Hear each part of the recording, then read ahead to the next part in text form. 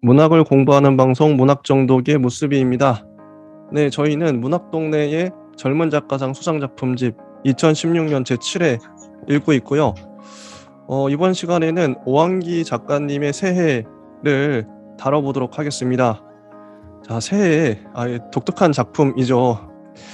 이 작품을 어떻게 읽으셨는지 용막골님부터 한번 나눠주시죠.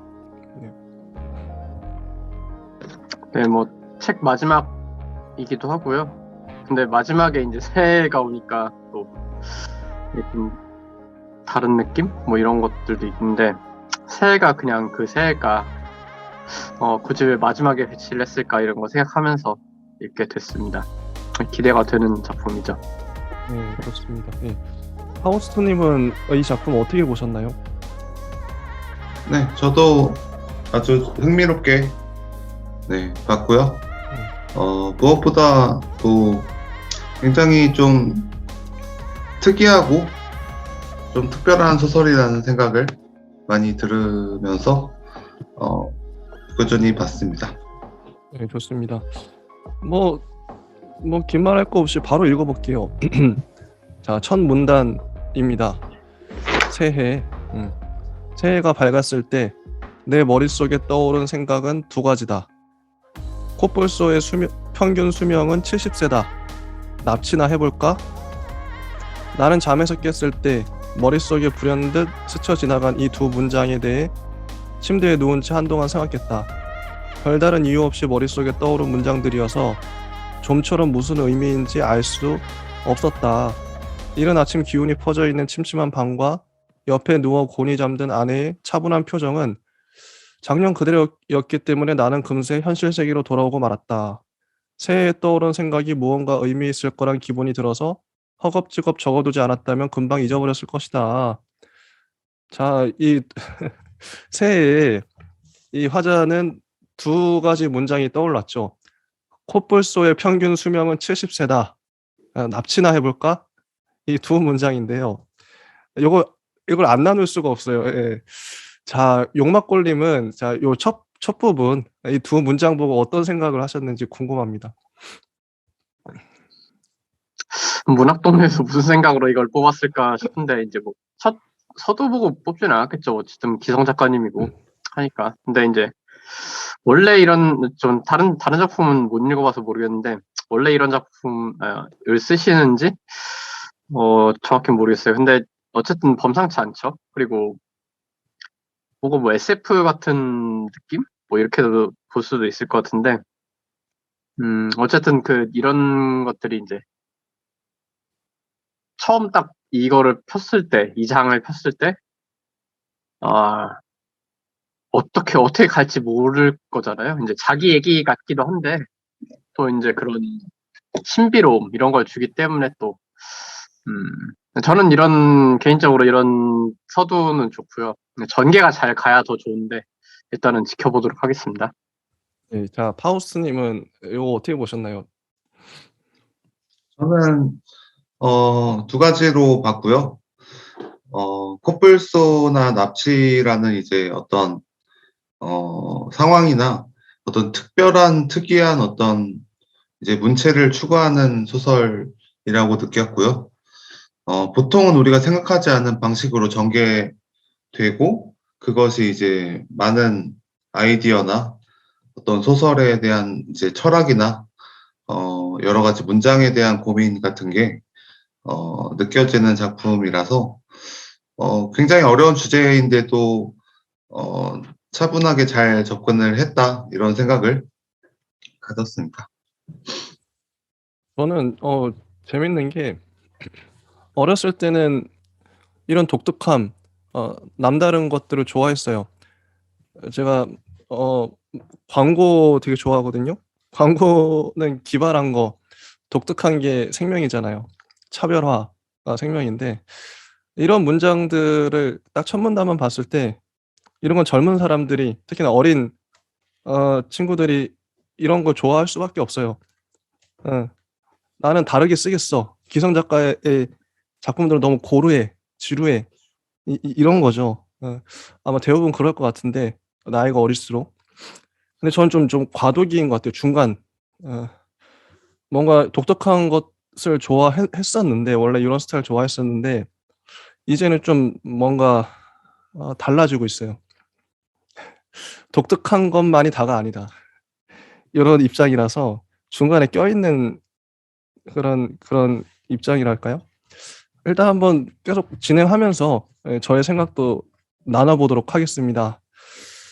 자, 근데 이런 거는 독특한 인트로는 좋은데 진짜 초반에 반짝하는 게 아니라 이 끝까지 이제 이 전개를 어떻게 이어갈 것인가가 정말 관건이겠죠. 이렇게 딱 저질러 놨는데 문장을 저질러 놨는데 이걸 어떻게 이어갈까가 더 관건인 것 같은데 계속 보겠습니다. 하여튼 이런 문장을 썼어요. 이런 문장을 떠올렸죠, 새해에. 나는 소설을 쓴답시고 보습학원 국어 강사 일을 그만둔 뒤 반년을 흘러보내고 있었다.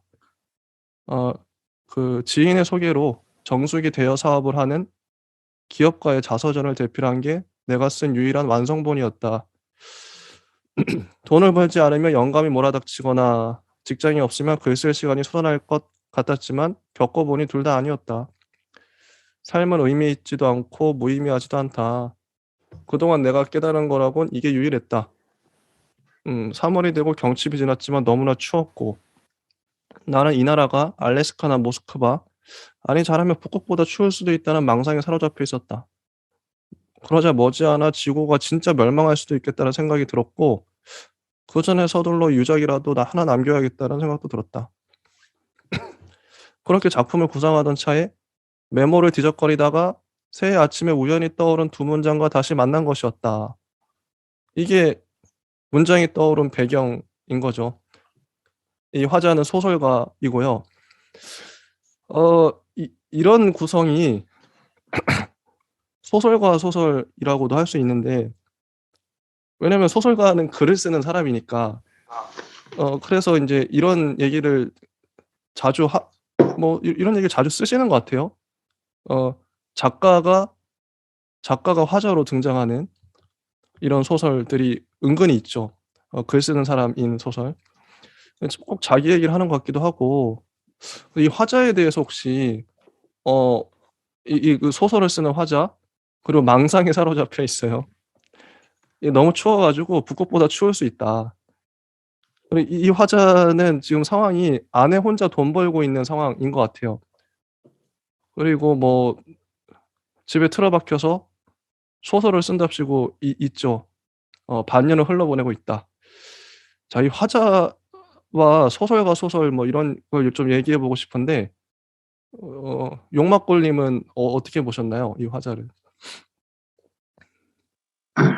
뭐 흔하게 지금 서두에 비해서 뭐 전개는 좀 나름 흔하게 가는 정도일 것 같아요. 좀 잘 안 되는 그런. 어쨌든 뭐 누가 힘들거나 아니면 상황이 안 좋거나 해야 된다는 법칙은 없지만 그래도 그렇게 많이 가잖아요. 그래서 이제 뭔가 망상도 있고 뭐 정신이 이상할 수도 있고 이런 전개들은 사실 그렇게 뭐 어려운 전개는 아니고 뭐 흔하다면 흔하다고 볼 수도 있고요. 그래서 조금 위로 올라갔다가 약간 그냥 그렇구나라고 볼 수도 있고 그리고 이제 이게 수필인가 소설인가 뭐 소설이라고 하지만 조금 수필 같기도 한 그런 산문 같기도 한 그런 얘기라서 에세이인가 뭐 이런 얘기 이런 생각도 들고요. 일단은 여기까지는 그렇게 봤습니다. 예, 파우스트님은 어떻게 보셨나요? 저는 뭐 작중 화자는 굉장히 뭐 무난하다고 느낄 정도로 뭐 평범하고 우리가 이제 뭐 생각할 수 있는 굉장히 좀 비범하지 않죠.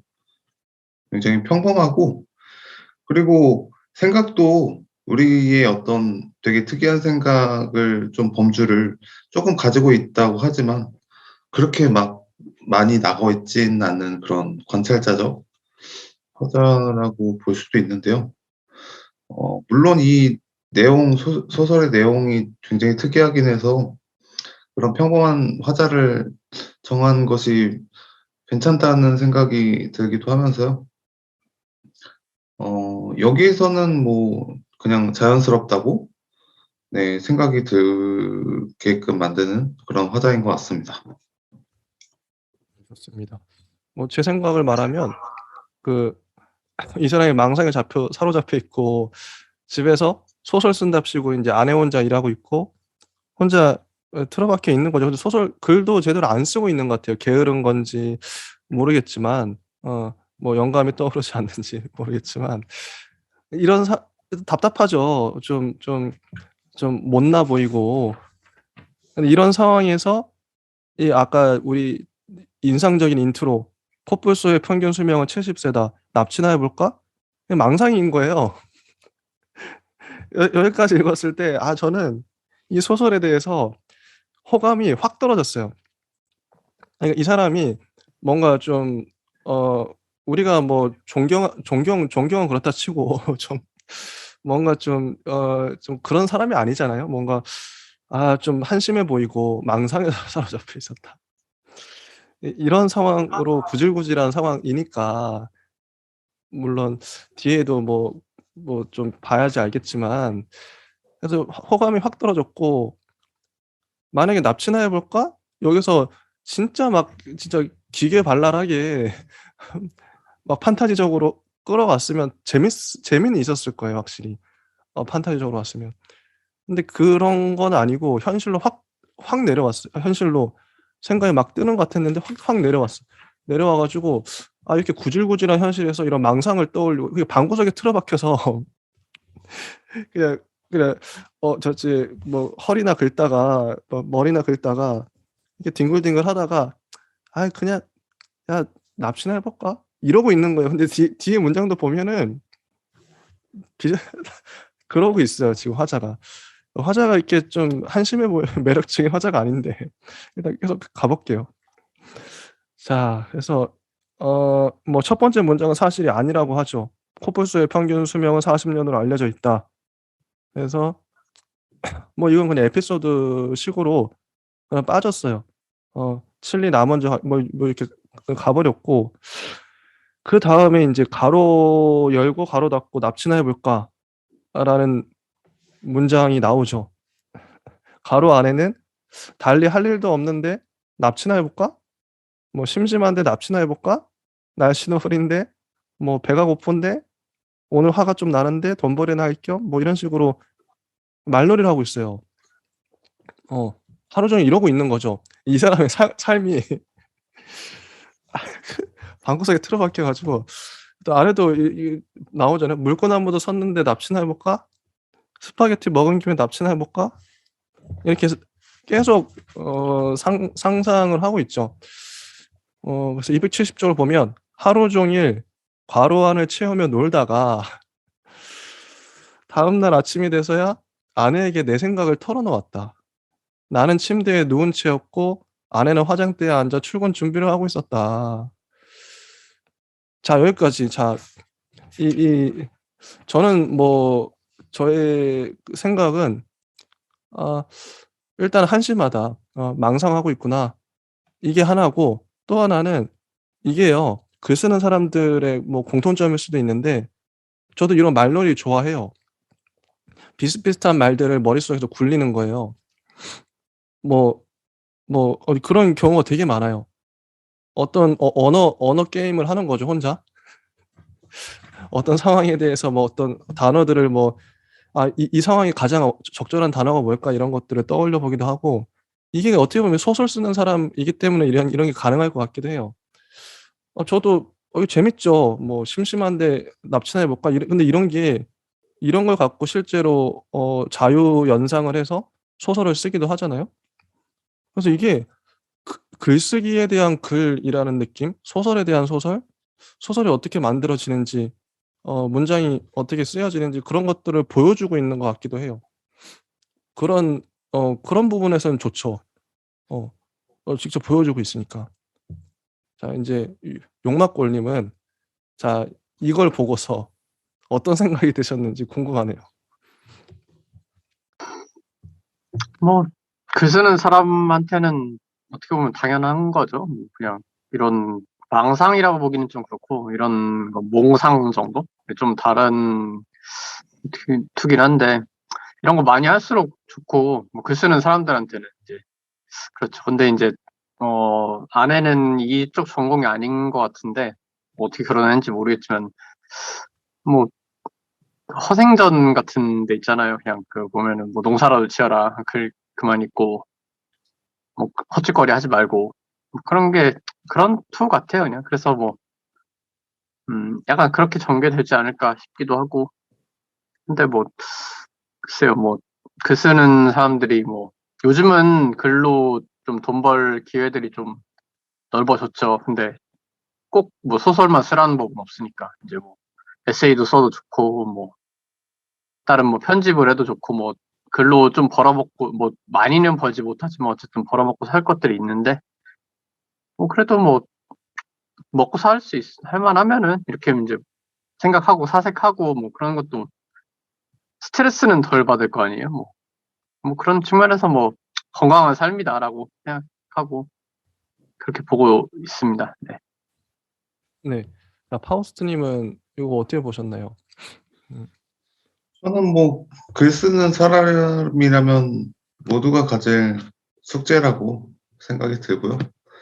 그리고 이런 이제 소설에 대한 소설은 사실 약간 애매한 포지션이 있어요. 완전히 이게 비평도 아니고 철학도 아니고 그렇다고 완전히 미학적으로 문장도 아니고 이래서 딱 그 사이에 있는데요. 이게 사실은 이제 어느 정도 좀 많은 이제 패러디를 불러일으키는 뭐 여러 가지 뭐 그런 문학 작품이 있긴 한데 사실 그거는 이제 좀 문학이나 예술에서도 뭐 아우라가 없기 때문에 굉장히 좀 쓰기 어려운 그런 과목이기도 하죠.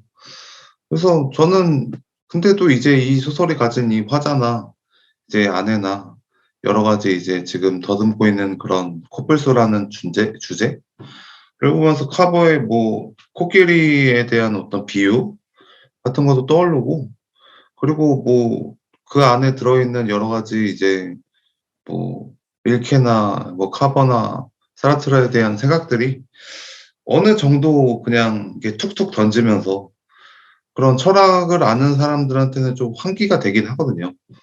물론 이게 철학을 아는 사람이 봐도 그냥 이게 중의적인 의미의 그냥 약간 너무 대충 쓰였다는 느낌이 없잖아 있는데요.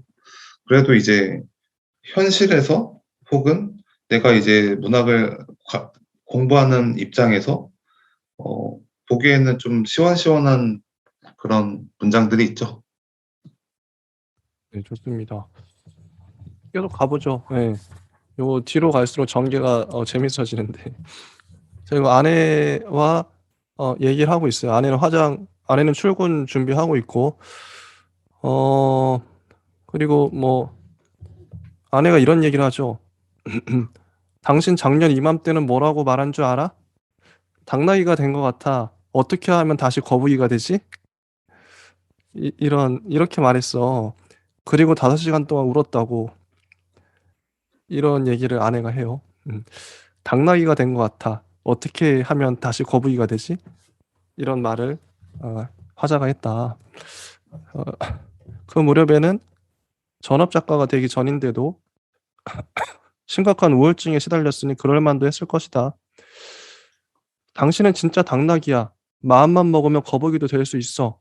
하지만 소설 쓰기를 그만두지 않는 이상 사람이 될 순 없지. 아내가 이렇게 얘기하죠. 혹시 그새 다른 여자가 생기기라도 한 거야? 나를 이렇게 납치하고도 만족하지 못하는 거야? 그럼 어떤 여자를 납치하면 만족할 것 같은데? 뭐 이런 얘기도 하고. 나는 아내가 출근한 뒤 침실에서 벗어나 노트북 앞에 앉았다. 소설을 쓰기 위해서였다. 그러나 그것도 잠시였다. 하얀 모니터를 바라보고 있으니 사방이 트인 서롱 한가운데 혼자 서 있는 것 같은 기분이 들어 숨이 막혔다. 나는 글을 쓰지 않기 위해 머릿속에서 뒷걸음질을 치다가 납치라는 단어와 맞닥뜨렸다. 그 이후에는 다시 납치에 대해 생각하느라 단 한 문장도 쓸 수 없었다. 잠시 뒤엔 공상만 늘어놓고 막상 행동하지는 않는 나 자신이 무기력하게 느껴졌다. 내가 하고 있는 모든 일들도 무의미하게 여겨지기 시작했다. 그래서 또 환상 속으로 빠져 들어가요. 이왕 납치범이 될 바에야 개나 한 마리 훔쳐볼까? 뭐 이런 생각을 하다가 어, 대저택에서 초콜릿색 로트바일러를 훔치는 장면과 로트바일러의 목줄을 잡고 산책하는 장면을 상상하고 있죠. 애완견이 참 멋있네요. 무척 비싸 보이는데 어디에서 난 거예요? 납치했습니다. 뭐 이런 식으로 구체적으로 상상을 해요. 당신을 납치범으로 체포하겠소. 너 릴케가 좋겠군. 뭐 이런 식으로 웃기는 소리. 릴케가 나를 납치한 거예요. 봐요. 걔 이름이 릴케예요. 이렇게 내가 릴케에게 끌려다니지 않습니까? 이렇게 경찰이 물으면 답하는 거죠. 그리고 에로 영화 감독이 물으면 이렇게 답한다. 내가 당신들을 수관계의 전설로 만들어 줄게요. 뭐 이런 식으로 말하기도 하고. 뭐 이런 상상을 이어가요. 어쨌든 이어하자는. 그 뒤 내가 한 건 책장에서 그날 읽을 책을 고르는 일이었다. 레이먼드 카버의 대성담을 집어들죠. 나이 먹을수록 점점 좋아지는 작가다. 레이먼드 카버를 납치해볼까? 뭐 이런 생각도 하고 납치에 대해 생각을 계속 이어가요. 그 아내에게 전화를 걸었는데 방구석에서 공상만 하지 말고 소설이 잘 안 써지면 사람을 좀 만나거나 운동이라도 해라. 이런 얘기를 하죠. 자, 여기까지. 혹시 용막볼님은 뭐 이런 전개가 이래요. 계속 공상에 빠져 있는데 자, 어떻게 보셨나요? 네. 전개 중이라서 뭐 앞에 기조를 쭉 따라가는구나. 그러면 또 아내가 생각보다는 덜 한심하게 보는 것 같아서 그래도 결혼 잘했구나 싶기도 하고요. 그냥 이 정도면은 이런 아내 없겠죠. 그냥 잔소리나 아니면은 뭐 밥을 하거나 뭐 빨래나 하거나 뭐 쓰레기나 버리고 와라 뭐 이러지.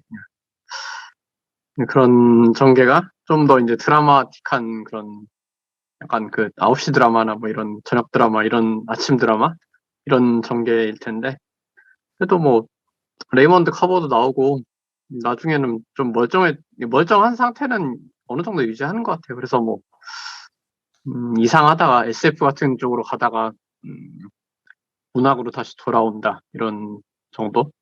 그래도 문학동네 내야지 하면은 이런 전개를 좀 잘 잡을 필요는 너무 또라이 같은 전개는 좀 안 좋을 것 같아서 뭐 그렇게 썼구나라는 생각 들었습니다. 네, 파우스트님은 어떠셨나요? 얘기를 듣다 보니까 그렇게 가도 재밌을 거라는 생각이 드네요, 갑자기. 이 화자가 한심하게 집에서 이제 글 쓰면서 수입이 없거든요.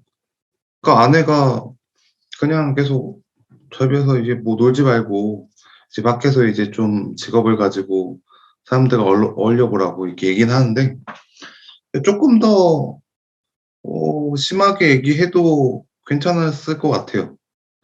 왜냐하면 이제 화자라는 사람이 어떻게 보면 너무 이 문학을 안일하게 생각하다시피 이게 좀 쓴 느낌도 없잖아 있는 그런 느낌이라서요. 정말 이제 카버나 이제 여러 이제 작가를 안다면 진짜 뭐 아내의 말도 이제 막 뿌리치고 자신의 작품 세계에 고립돼서 그런 캐릭터를 가진 사람도 사실 있어서 이게 밸런스가 잘 맞긴 한데요. 근데 뭐 이렇게 얘기를 나눠 보니까요, 약간 뭐 당신이나 이상한 사람들 만나지 마, 뭐 증상이 더 심각해질 수 있으니 뭐 이게 뭐 처음에 그 노린 효과에 비해서는 좀 적은 것 같아요. 오히려 더 현실과 괴리를 만들어야 된다. 네, 이런 생각이 듭니다. 이런 소설은. 저도 아예 밀어붙일 거라면 첫 번째 문장의 임팩트를 납치나 해볼까? 이거를 끝까지 밀어붙일 거라면 좀 더 나아가도 되지 않았을까? 좀 그런 아쉬움이 많이 들어요. 아예 환상 소설처럼 SF처럼 정말 그런 전개로도 갈 수 있었거든요, 충분히. 근데 너무 이게 지금 방구석에서 몽상만 하고 있는 거예요. 그냥 한심하잖아, 솔직히. 근데 이게 그 작가에 대한 작가의 소설인데 작가가 한심해 보여요. 글 쓰는 게 이 몽상이나 하고 있어요. 그런데요. 이런 걸 이런 메시지를 전달하려고 이 소설을 굳이 쓸 필요가 있나? 아니, 글 쓰는 거 얼마나 멋있는 일이고, 아니, 상상력도 얼마나 좀 긍정적인 쪽으로 갈 수 있는데, 굳이 이렇게 전개했어야 됐나? 그, 소설가가 찌질해 보이는 효과를 주고 있단 말이죠. 그게 저는 좀 불만이고, 어쨌든 근데 274쪽에 드디어 이제 방구석에서 나왔죠. 몽상만 하고 있을 수 없으니까. 이제 취업을 했습니다. 작은 출판사에. 거기서 이제 편집장이 알만한 사람은 알고 있는 소설가예요. 어, 그의 소설처럼 미학에만 집중하는 자폐적인 분위기가 물씬 풍기는 그런 공간이 있어요. 근데 이 편집자가 대뜸 물어보죠. 나를 알죠? 내 소설에 대해 어떻게 생각하죠? 이렇게 물어봐요. 나는 다른 건 모르겠지만 역사에 남지 않을 소설이란 건 확실하다고 했다. 이렇게 솔직하게 얘기를 하죠. 그러니까 이 편집장이 좀 속이 뒤틀렸겠죠. 이력서를 다 읽은 뒤에는 학원 강사와 자서전 대필이 경력의 전부냐며 혀를 찾고 아무 이유 없이 직장을 그만뒀다는 건 태만의 증거라고 꾸짖듯이 몰아붙이기도 했다. 나는 소설을 쓰기 위해서 했다고 했지만 그가 어떤 소설을 썼냐고 묻자 입을 다물 수밖에 없었다. 소설을 쓰는 작자가 나를 이해하지 못한다면 누가 나를 이해할 수 있을지 의문이 들어 약간 서글퍼졌다. 솔직히 말해 이 볼품없는 출판사에서 죽을 때까지 자신의 작품이 별 볼 일 없다는 것을 깨닫지 못할 게 분명한 작가의 비위를 맞추고 싶진 않았다.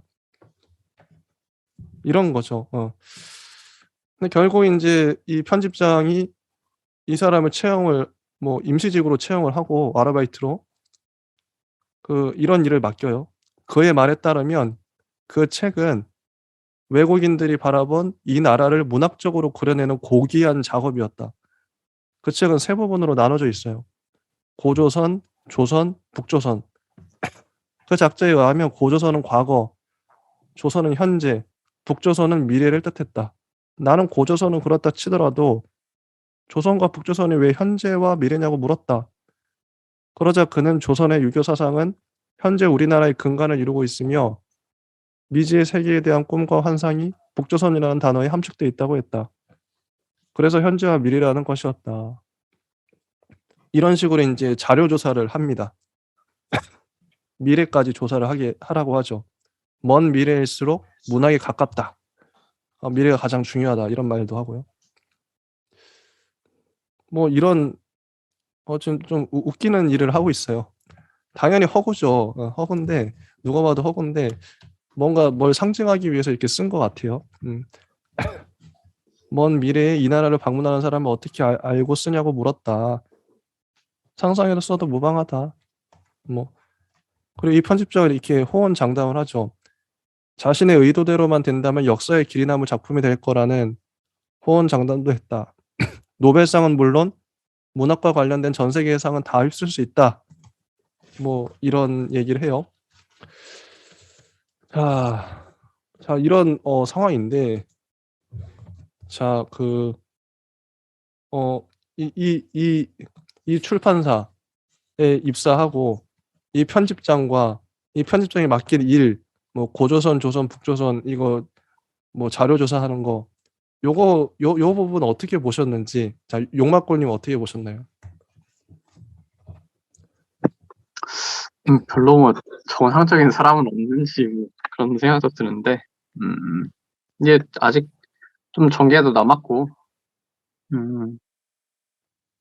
뭐 좀 재미있다가 이제 좀 계속 좀 이상한 그런 기조로 가기는 하는 것 같아요.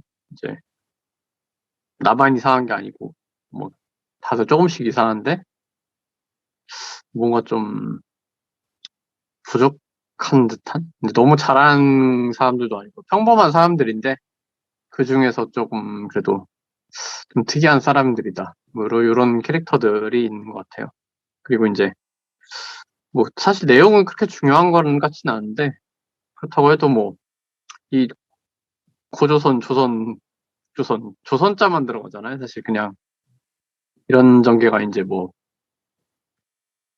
음, 뭐 그런 좀 논리적이긴 하지만 논리적이지 아닐 수도 있고 이제 뭐 의식의 흐름일 수도 있고 그러니까 그런 약간 전개들이 좀 흥미를 돋구는 그런 역할을 한다라는 거겠죠. 뭐 계속 이제 갑자기 뭐 이상한 사람 나오다가 좋은 사람 나오다가 그러면 그게 더 이상하잖아요, 오히려.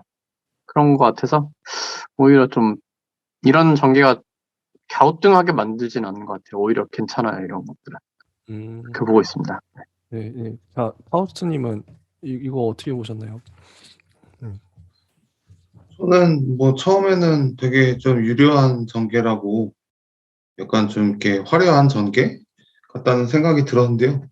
다시 보니까 사실은 그렇게 의미는 없는 약간 뭐 어떻게 말하자면 그 글에 대한 이제 메타적인 해석인데요.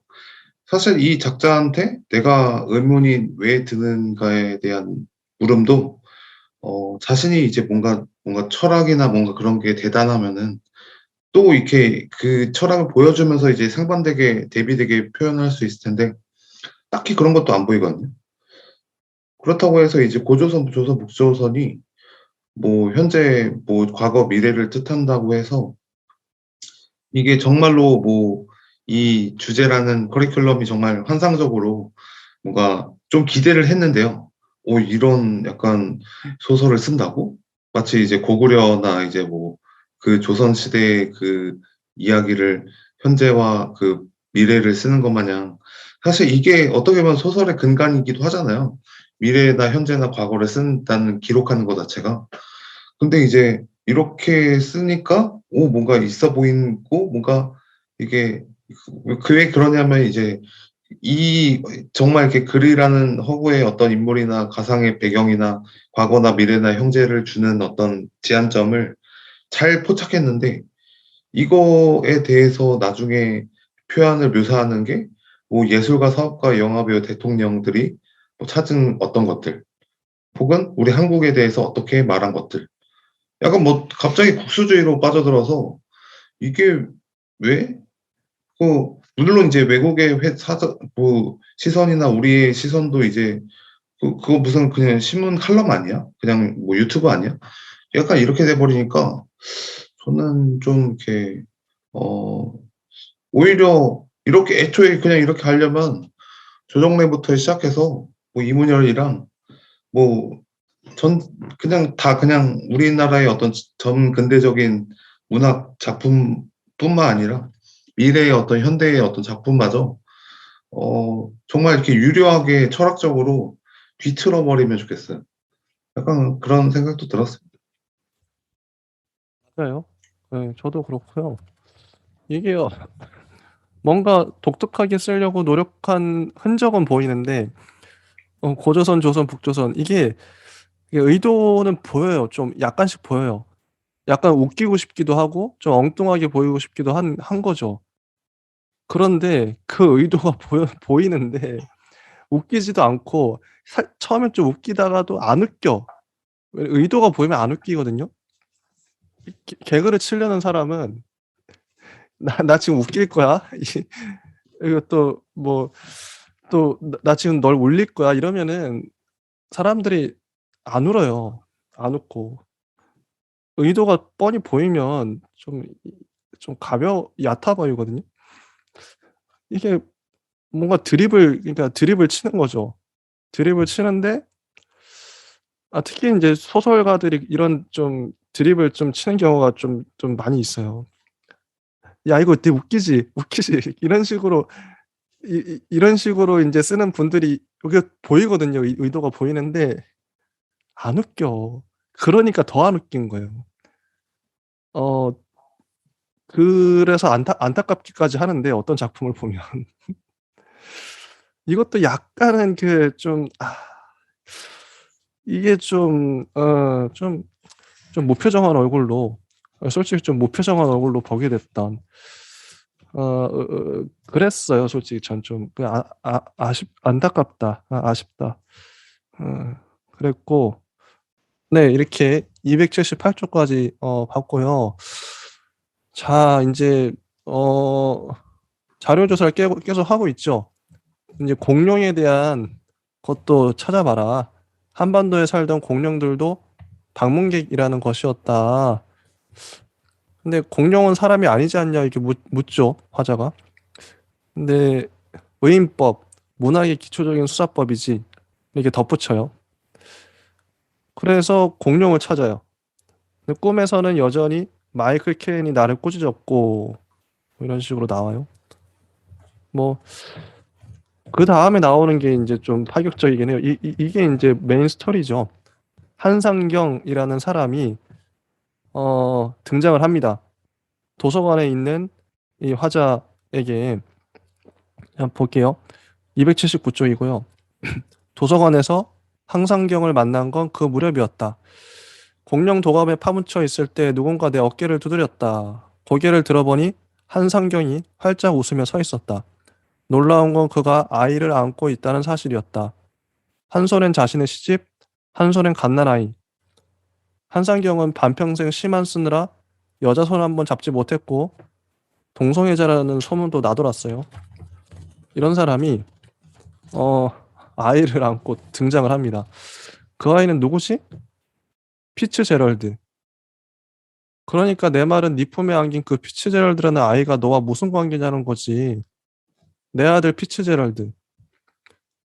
내가 충격에 휩싸여 있는 동안 한상경은 이 아이가 자라서 엄청난 예술가가 될 거라고 했다. 육아를 잉마르 베리만의 영화와 마르크스의 저서로 하고 있다면서 말이다. 나는 잉마르 베리만과 마르크스에 시달리느라 피곤한 나머지 깊은 잠에 빠져든 피츠제럴드를 가만히 들여다보았다. 어, 피츠제럴드 인사해야지. 스코 피츠제럴드 인사해야지. 이래요. 어때 잘생겼지? 피츠제럴드의 눈은 순진무구를 가장한 채 그 심연에 무시무시한 욕망을 숨기고 있는 것 같았다. 근데 피츠제럴드가 이 아저씨를 좋아하죠. 울다가 한상경한테 안기니까 안 울어요. 어, 그리고 요새 엄청난 시를 한 편 썼는데 그게 다 피츠제럴드 덕분이라고 한상경이 얘기를 하죠. 한상경은 애정어린 손길로 피츠제럴드를 어루만지면서 이 아이와 함께 있으면 걸작을 쓸 수 있을 것 같은 자신감이 생긴다고 했다. 어, 이런 거죠. 피츠제럴드, 피츠제럴드를 계속 쓰다듬어요. 뭐 이런 식으로 피츠제럴드의 등장. 284쪽을 보면 그럼 결혼을 하지 않았어요. 한상경은. 근데 이 피츠제럴드를 주순 거죠. 화장실에서 지하철역 화장실에서 주었다. 음, 오직 문학적 성공에 대한 열망뿐이었다. 이런 거. 자, 한상경처럼 납치나 해볼까? 뭐 이런 얘기를 하죠. 자, 여기까지 보면 한상경과 이 피츠제럴드라는 아이 도대체 뭔가 좀 뻔한 의도는 보이는데 자, 용막골님은 어떻게 보셨나요? 이 두 사람을. 뭐 아직까지는 좀 알 수가 없는데 갑자기 나와서 물론 뭐 앞의 전개를 보면은 비슷하게 전개가 된다고 치면은 이것도 뭐 예사롭진 않겠구나 싶기도 하고요. 어쨌든 여기도 이제 글 쓰는 사람이기도 하고 실제로 있는 사람입니까?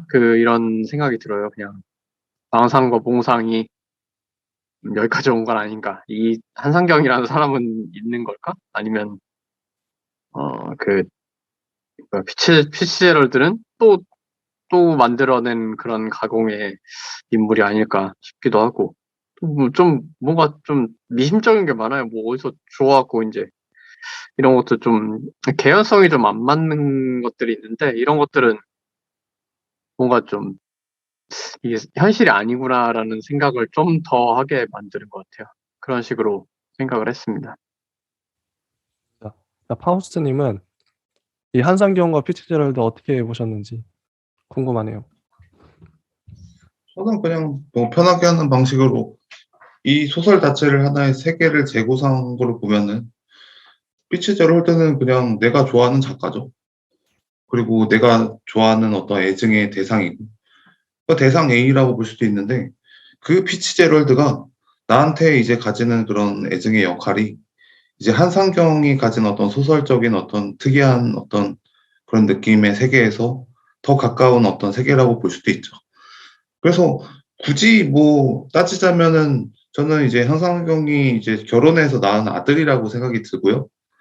뭐 그거를 납치해서 무슨 괴기하게 뭐 그렇게 뭐 표현하기보다는 그냥 결혼해서 낳은 아기라고 생각하고요. 그리고 이제 피츠제럴드는 그 세계에서의 굉장히 하나의 사건이자 내가 이제 받아들이는 그런 애증의 대상이죠. 근데 이제 이거의 대상이 정말 이제 뭐 한상경이라는 성격이나 아이의 성격에서도 이제 조금 특이점이 있어서 이런 이제 소설이나 세계에 대한 재구성이 들어가긴 하는데요. 근데 이제 그게 좀 제가 보기에는 약간 좀 너무 이제 뭐 이렇게 어떻게 보면은 뭐 소설이라는 것도 뭐 자기가 생각하는 해석하기 나름이라서 뭐 그런 것도 다 뭐 포용하자면 포용하는데 저는 근데 잘 모르겠어요. 이게 정말 잘 아는 모르는 사람들이 이거를 문학성으로 치기에는 조금 이제 문학적인 약간 느낌을 가지기에는 어 뭔가 새로운 어떤 인식이나 어떤 내만의 영토에 도달을 해야 되는데 이거는 굉장히 그 안온한 세계거든요. 그래서 근데 오히려 이렇게 굉장히 언어 철학이나 여러 가지 소시를 얘기는 그런 어떤 느낌도 가지고 아우라나 이제 뭐 앤디 워홀 같은 느낌도 묘한 뉘앙스를 가지니까 이 소설이 굉장히 좀 유려해 보여요, 사실. 해석하기에도 너무 좋고, 이게 시뮬라시옹으로 설명하기에도 너무 좋고, 즉자와 대자나, 뭐 다른 식으로 철학으로, 언어 철학으로 발견할 수 있는 그런 지점들이, 오히려 많아서, 제가 보기에는 이거를 정말 난해하게 썼으면, 이거를 지금 뭐, 아예, 뭐야, 뭐였지? 아무튼 이렇게 남미 그 환상 작가 중에 이제 가장 유명한 작가들처럼 정말 난해하게 썼어도 와 정말 구조 자체는 좋다. 이런 생각이 들었습니다. 아, 진짜 파우스트님이 잘 지적해 주셨는데 이게 그래서 좀 식자들이 이걸 해석하기에는 좋은 거죠. 물론 이 소설가도 이 오한기 작가님도 알고 있었을 거예요.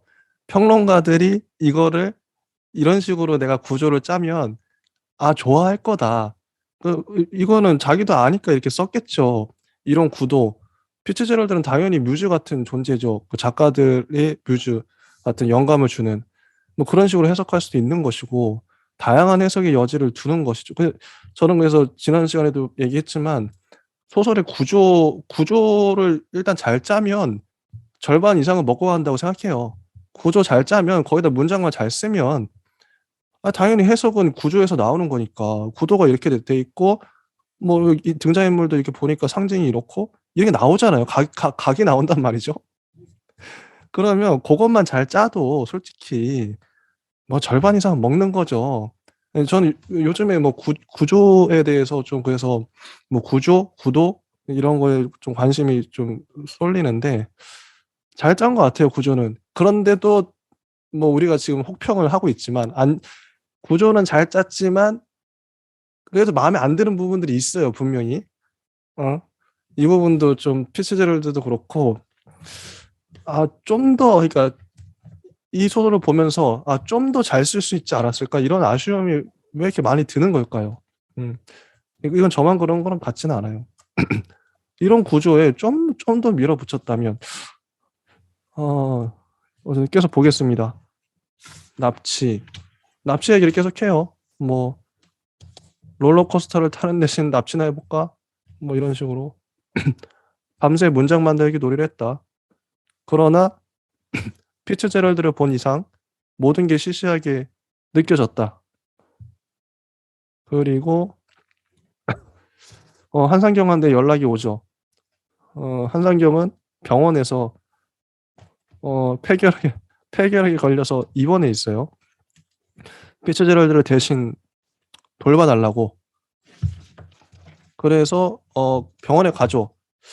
근데 좀 기괴한 기괴한 장면이 펼쳐지는데 288쪽을 보면 그 한상경이 가리키는 방향에 피츠제럴드가 앉아 있어요. 근데 이 피츠제럴드는 수술용 메스를 쥐고 있죠. 메스 날은 무척 날카롭고, 근데 이 메스를 쥔 채 기어와요. 어 이거를 이제 겨우 피츠제럴드를 겨우 잡아서 일으킵니다. 좀 기괴한 기괴한 장면인데, 그래서 뭐 피츠제럴드를 집에 데려와요. 어 집에 데려오고 집에 와서 새 이름을 지어주죠. 나보코프는 어때? 봄브로비치나 보르에스는 너무 노땅들인가? 그럼 미셸 우엘백이나 이상우는? 근데 문득 어린아이의 이름으로는 왠지 친친나트가 어울릴 것 같다는 생각이 들었다. 피츠제럴드 친친나트는 어떠니? 이게 살짝 웃죠? 그래, 너 이제부터 친친나트야. 근데 저는 친친나트가 누군지 몰라서 이게 도대체 무슨 의미인가? 아까 이제 피츠제럴드가 메스를 들고 나를 찌르려고 했던 그런 포즈도 그렇고, 이 친친나트의 이름은 도대체 뭔 의미가 있겠죠? 음, 전 잘 모르겠어요. 어, 근데 이제 친친나트가 어, 뭐 이거 잠에서 깼을 때 뭐 이런 얘기를 하죠. 이건 뭐 이 화자의 상상 속에서 들리는 목소리 같은데, 나는 친친나트도 피츠제럴드도 아니야. 너희들이 제멋대로 이름을 붙인 거지. 연병할 문학 따위에는 관심도 없다고, 뭐 이런 목소리가 들리죠. 음. 그리고 거디 다른 친친나트를 책상 위에 올려둔 채 소설을 쓰기 시작했다. 뭐 친친나트 때문인지 글이 잘 써지는 기분이 들어요. 소설을 쓰다 막히면 친친나트를 쓰다듬었다. 신기하게도 어디선가 해답이 들려오는 것 같았죠. 자, 친친나트 때문에 글이 잘 써져요. 그리고 마지막 장면이 아내가 서럽게 울죠. 소원대로 납치범이 되니까 좋아? 아내가 악을 썼다. 친친나트도 소란스러운 소리에 잠에서 깨 울기 시작했다. 근데 아내가 친친나트를 안아서 밖으로 데려가죠. 어, 데려가고 아내는 아까 쓴 소설은 마음에 드냐고 물었다. 나는 어깨를 으쓱하곤 친친나트는 어디 있냐고 물었다. 아내는 방금 침실에서 잠들었다고 했다. 이렇게 끝나요. 이게 다예요. 아, 자, 이제 물어보고 싶은 게, 아까 이제 이 피츠제럴드가 메스를 든 이유와 이름이 친친나트가 된 이유, 그리고 마지막 장면, 이게 다 궁금하긴 하거든요. 어떻게 해석하시는지. 자, 용막골님은 어떻게 보셨나요? 굳이 뭐 해석이 필요할까요? 물론 뭐 당연하게 아는 건 아니지만 계속 이상했고 끝도 이상하겠구나라는 생각이 들고요. 근데 이상한 이상하게 끝나면 안 되죠. 그냥 뭐 재미도 있어야 되는데, 이게 좀 재미 있을 것 같다가 좀 흥미 있을 것 같다가 좀 이상하게 됐잖아요. 그, 납치라는 거는 일단 어떻게든 이어갔어요. 호불소는 별로 이어가고 싶지 않았던 것 같은데, 이게 참, 아내, 친친나트, 그리고 뭐 fitzgerald, 그리고 한상경, 이렇게 있는데, 한상경은 별 역할을, 뭐, 친친나트를 데려온 것만 하고, 친친나트는 뭘 했죠? 그래서 뭐 딱히 뭐 할 게 없는데, 이제 또 큰 역할을 하는 것 같지도 않아요, 또.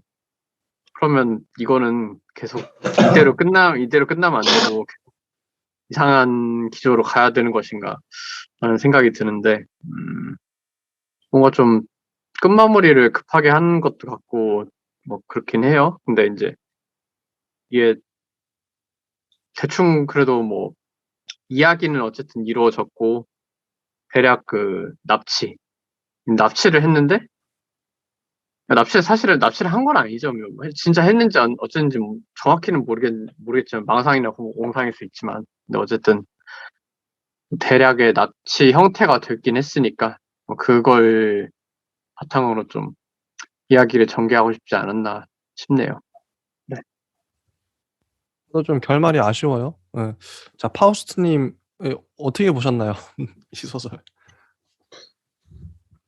저는 뭐 조금 이게 소설의 이제 어떤 모티브가 되는 여러 가지 상징이나 뭐 인물들을 그린다고 하더라도 이제 보통의 방식으로는 뭐 피츠제럴드라고 해도 약간 그와 비슷한 캐릭터나 성격을 가진 어떤 작품이나 어떤 거기서 나오는 어떤 장면들이나 어떤 이제 미장센이나 어떤 윤곽들을 약간 뭐 매료하게 미끄럽게 그냥 이렇게 들어가서 쓸 수는 있다고 생각을 하고 있어요.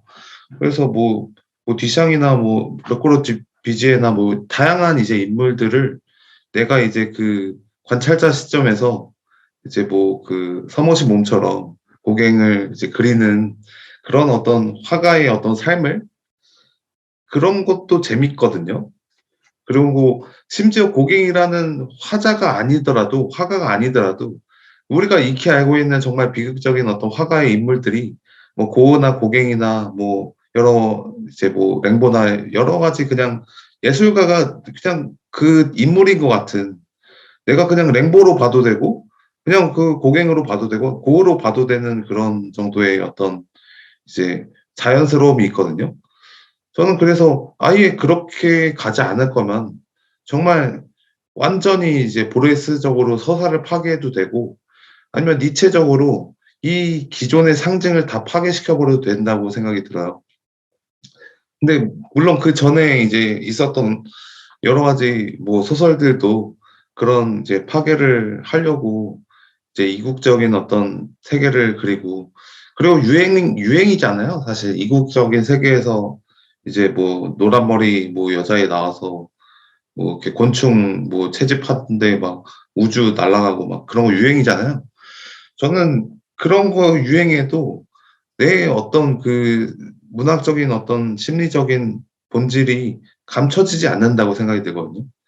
그래서 그런 거를 본질을 알고 있다면, 그리고 내가 그 본질에 가깝다면, 그 어떤 단어나 어떤 상징이나 어떤 비유를 해도 그 소설에 내 문학적인 본질에 가깝다고 생각을 해요. 그래서 저는 여기서 오히려 더 제가 이제 많은 제 철학이나 어떤 언어 철학이나 여러 가지를 발견할 수 있다는 점에서는 훌륭한 구조물이지만, 조금 내실이 부족하지 않은가. 사실 이 완벽한 구조에 내실마저 가지고 있고, 이 관측하는 어떤 방향 또한 이제 글을 정말 여태까지 정통성에 대해서 모조리 다 깨부수는 어떤 새로운 상징으로까지 발전하면, 이 글은 굉장히 구조도 괜찮고, 너무 괜찮은 소설이 되지 않을까. 그런 생각이 듭니다. 저는 좀 결말이 제일 아쉬워요. 결국 이제 친친나트, 피츠제럴드를 데려왔는데 뭐 이게 뭐야? 끝났을 때 이렇게 진짜 이렇게 끝난다고? 뭔가 시작될 것 같은데 그냥 소설 쓰다가 끝나버려요. 이게 뭐지? 이게 좀 붕 뜨는 느낌. 이렇게 끝내도 되는 건가? 너무 아쉬운 결말이었다. 이런 생각이 들고.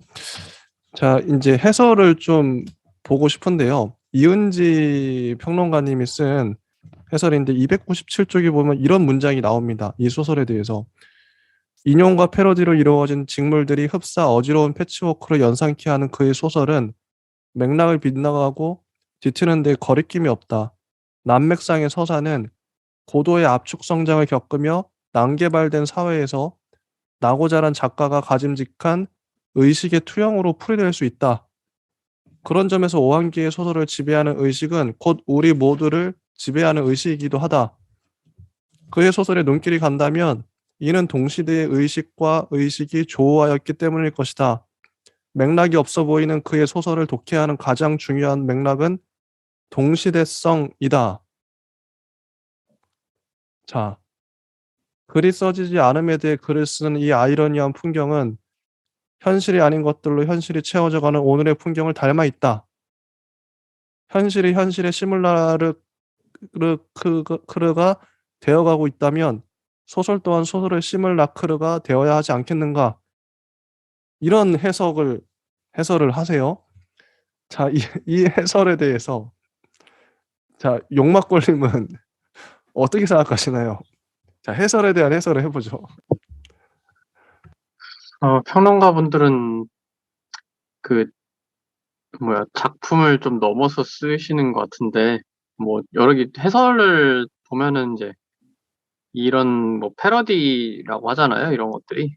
그래서 이제 뭐 자칭 신라서 나오는 사람이고 어딘가. 그러면 이제 이 모습들이 투영이 돼 있을 거고. 근데 이제 읽는 사람들은 배경 지식이 없으면 모르겠죠. 그냥 대충 뭐 피츠제럴드 정도는 알 수도 있는데, 뭐 그런 게 이제 그 각각의 캐릭터들이 그냥 괜히 나온 게 아니고 완전 창작해 놓은 것도 아닌 것들이라서 이제 이런 것들은 일반 독자들은 잘 모를 거고 책을 많이 읽으신 분들이라면 알겠지만 그렇다면 이제 평론가분들은 대충 아시겠죠. 이제 그 이름만 딱 들어도 이런 식으로 썼구나. 이런 걸 바탕으로 썼구나. 라는 거 알 수 있기에 이런 것들은 음, 사실상 평론가들이 좋아하는 소설이다라고 할 수 있을 것 같아요. 그냥 그래서 되게 이 평론가님은 되게 감동받으신 것 같은데, 저는 잘 모르겠네요. 네. 일단 그런 느낌 들었습니다. 네. 저는 일단은 뭐 이분도 이분도 중앙대 동문과 박사과정 재학 중이세요. 2014년 창비 신인 평론상에 수상을 하셨고, 저는 모든 평론가님, 뭐 영화 평론가님도 그렇고요. 평론가를 어떻게 정의하냐면 저는 그러니까 문학 평론가는 일단은 소설의 오타쿠죠. 소설을 진짜 많이 읽은 사람이고 읽었는데 그냥 많이 읽은 게 아니라 학문적으로도 이론적으로도 빠삭한 거죠. 뭐 영화 평론가도 마찬가지고요.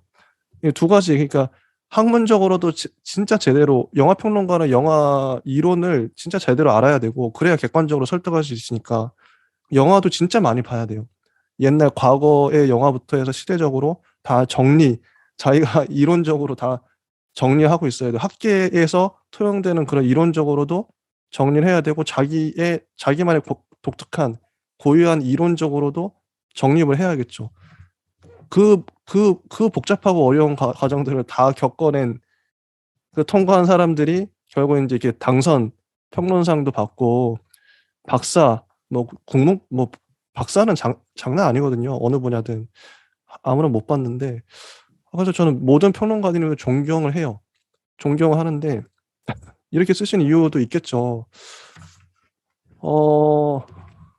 그래서 참 그래서 어떻게든 배워보고 싶은데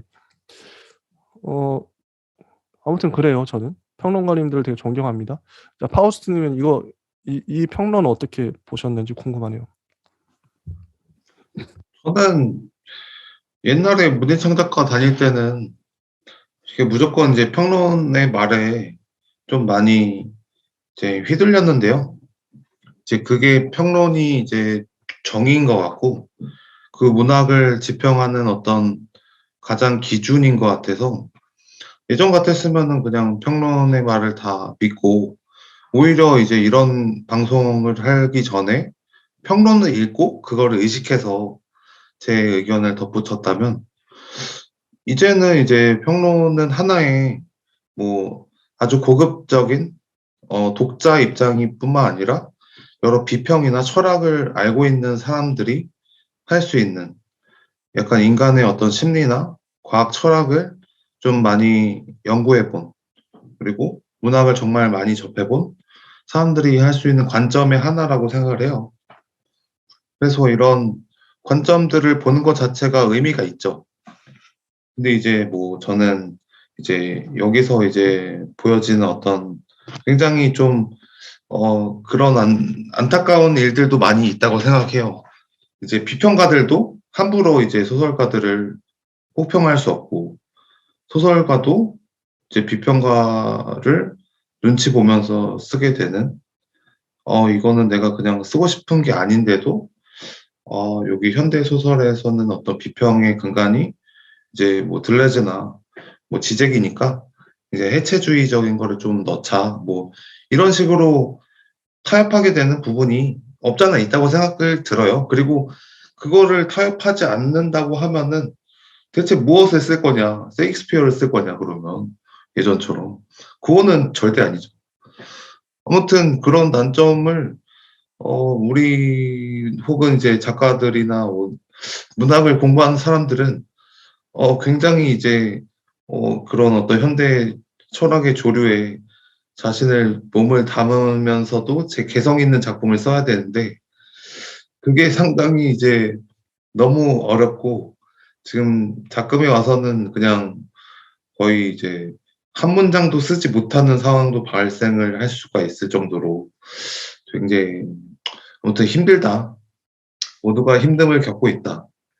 그럼에도 문학이 망하지 않는 거는 그래도 여태까지 고귀한 신전과 고귀한 도서관들이 남아있고 그리고 문학이라는 거는 사실 뭔가 하나의 정의가 아니기 때문에 계속 쓰여지지 않나.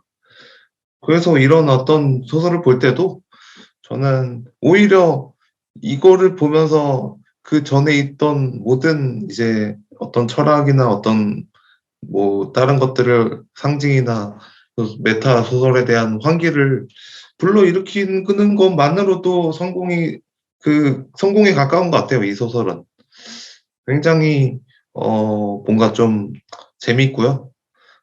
흥미로운 소설이었습니다. 생각나는 한 사람이 있는데 제가 여러분들하고 함께하기 전에 다른 분하고 또 이 방송을 함께 한 적이 있죠. 잠깐 동안. 그분은 뭐 나이도 어린데 저보다 한참 어려요. 25 정도 이제 지금 군대 갔는데 그 친구랑 뭐 몇 주 안 했어요. 몇 주 하지도 않고 우연히 이제 철학 강의에서 만나서 문학 뭐 유튜브 같이 해볼 생각 없냐 제가 제안했죠. 그래서 몇 주 잠깐 하다가 이제 빠졌는데 그 친구가 정말 기억에 남는 게 그 친구는 대학도 안 갔어요. 대학도 안 가고 부산에 사는 친구인데 서울로 올라왔어요. 무작정 공부하겠다고 올라오고 되게 자유로운 영혼이죠. 누군가 보기엔.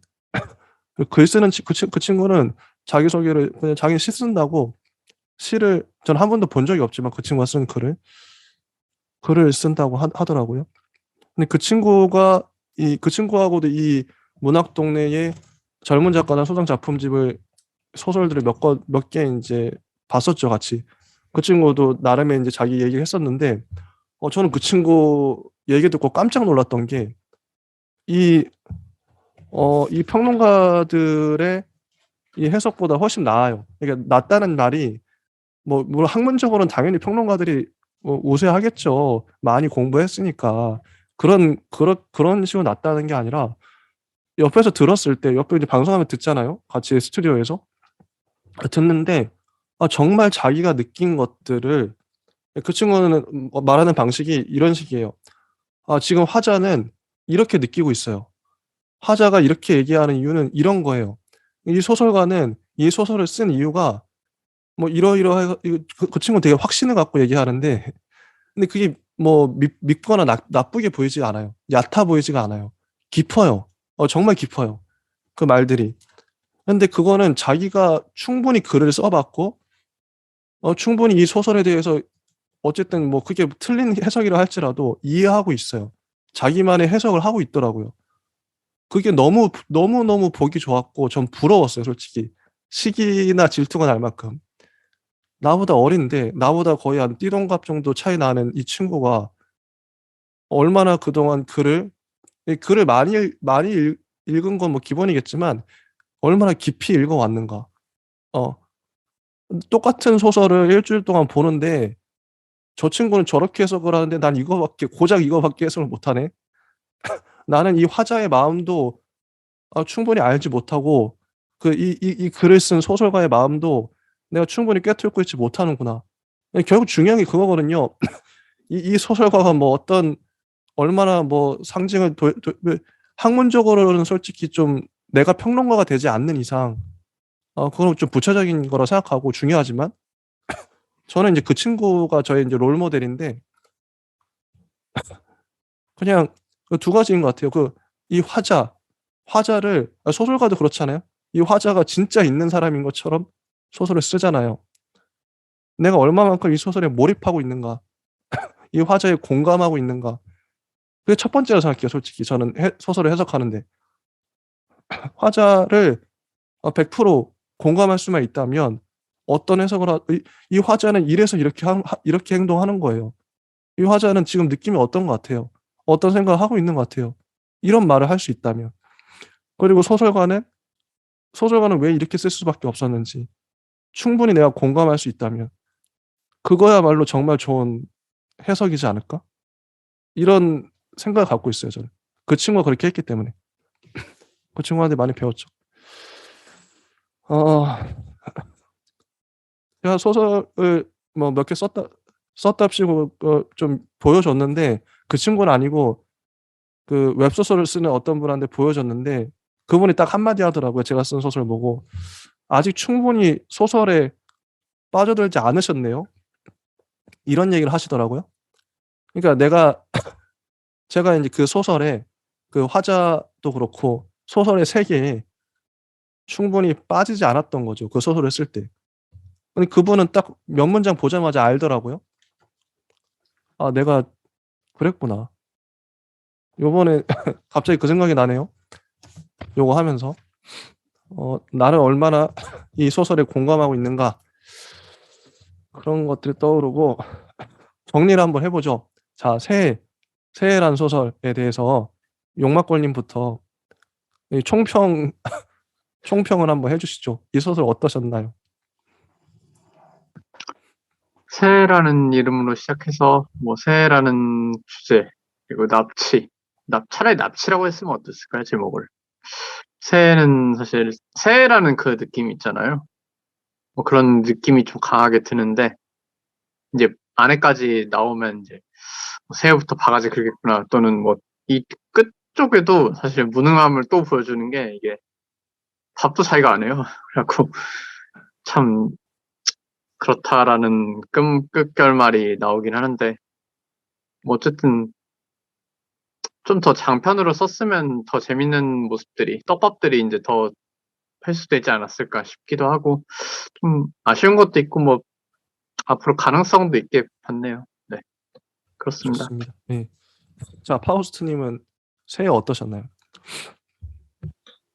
저는 뭐 피치 제럴드나 뭐 다양한 이제 뭐 소설가들이나 철학가들을 좋아하는 입장에서 상당히 이 소설이 이제 가진 뭐 여러 가지 장단점이 있겠지만 저는 조금 더 이제 뭐 사르트르나 이제 그런 뭐 릴케나 어떤 이야기의 어떤 근원 같은 어떤 장면들이나 어떤 미장센을 좀 더 견고하게 들어가면은 그리고 그런 철학이 정말 이게 우리가 사실 형이상적으로 이제 철학서를 접하기는 정말 어렵거든요.